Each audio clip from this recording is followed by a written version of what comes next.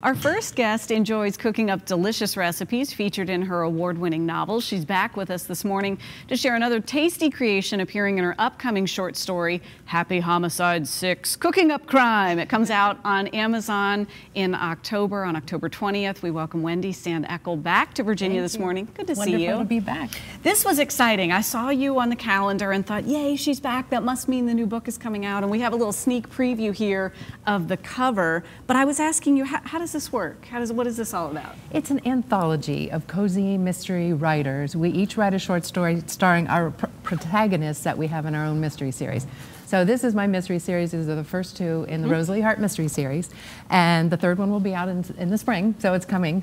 And so in the meantime, I wrote a short story with my protagonist that will be in the Happy Homicides anthology. It's a great way to test out a cozy mystery writer, see who you like, and then you can go read their series. Yeah, so. Yeah. Devoured it. Excited to read this one as soon as that comes out and looking forward to spring. My mother-in-law is watching right now, and of course, I was telling you she was so excited that you're back in because the combo of what you're doing and then what you're sharing is so much fun. Thank you. Thank you.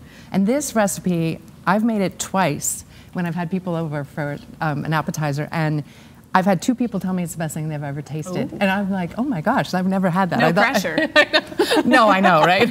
So I don't know if it's going to turn out that way, but anyway, it's an herbed cheese recipe, and I have here simmering a bunch of herbs and some, let's see, I've got lemon zest here. Lemon zest. And allspice and coriander seeds. And what you do is you take them and you crack them with the side of your knife. So this is one of those times. Oh, yes, so that was the coriander or the allspice? This is the allspice. Okay. And you do the same thing with the coriander.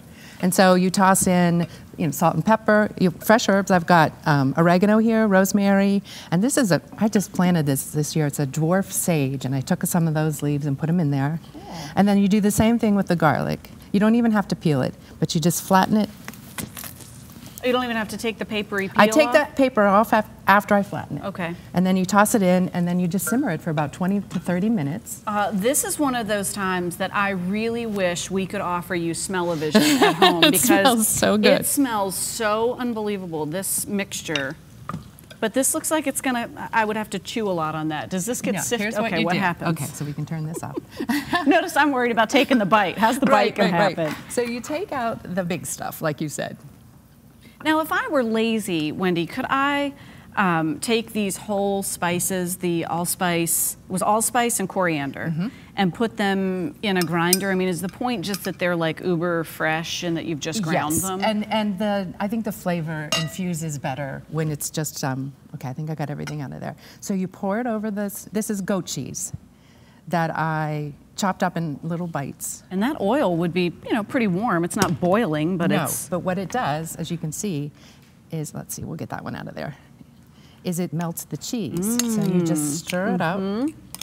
Normally you would let it infuse for like 15 to 20 minutes to really get those flavors blended. And it's kind of melting there. It's melting, and it's so delicious. Did everybody's mouths just start watering at home? It's so fun to eat. And then you take a little toast, a little baguette, and you get some of the flavor in there. Now, how did this recipe, and is this one that's in the new short story? Okay, yes. So what's the inspiration? Well, all the stories have a food element in it, and my protagonist owns her own cafe. But it starts out, the first opening scene is she's having friends over and she serves this dish, and then the whole story starts out. Okay. But yeah, this short story has a Civil War theme, so it's, there's a feud going on from the Civil War that causes murder in the current time. So anyway, it's a really Without revealing too much, right? Yeah. But it's funny because you take the time, you put this together, and I know you're excited about it. I think the average bear would feel like it was confusing. You're working on this other book, or maybe it's already done, but you're probably thinking of that next story. Right. How do you stop down and switch gears to do a short story? You do exactly what you just said. You just put that one aside, and you just get your creative juices with a whole new story, and it's actually kind of refreshing. It kind of gets the juices flowing again, and then I can go back to the one I'm writing, and it's a good. It's like a mental vacation almost. You take a little work vacation. I get to just make up a short little story, and I have a lot of fun with it. I really do. And now, do you have the opportunity, probably not beforehand, but to read the other works? Yes. Oh, absolutely. And they're really good. Really good. They're really, yeah. So it's fun. Okay. And we have a nice community. We you gonna have some? I love, of course I am, yes. Okay, so let's fast forward. Okay. How much can you tell me then about what's happening in the spring with the new book? It's the third in the Rosalie Hart series. I'm really excited about it. It's got a very heavy cooking theme. This time it's an Italian cooking theme.